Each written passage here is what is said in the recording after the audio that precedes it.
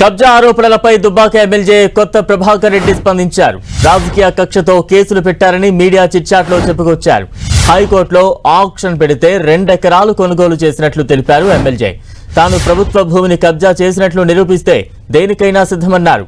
పోలీసుల విచారణకు సహకరిస్తానన్నారు. ఈ కేసుపై లీగల్ ఫైట్ చేస్తానన్నారు ఎమ్మెల్యే కొత్త ప్రభాకర్ రెడ్డి. బేషరతుగా కేసు విత్డ్రా చేయకపోతే ఎఫ్టీఎల్లో కాంగ్రెస్ నేతలు కట్టిన ఇళ్ల ముందు ధర్నా చేస్తారన్నారు.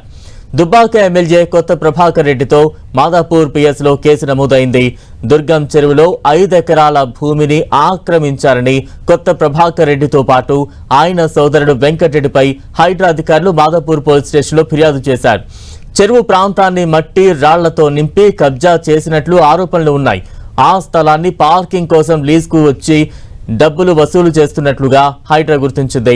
హైడ్రా అధికారులు సమగ్ర సమాచారాన్ని సేకరించి ఆ స్థలం దుర్గం చెరువుకు చెందినదిగా నిర్ధారించారు. దీంతో హైడ్రా సూపర్వైజర్ క్రాంతి ఆనంద్ పోలీసులకు ఫిర్యాదు చేశారు. ఈ మేరకు పోలీసులు కేసు నమోదు చేశారు.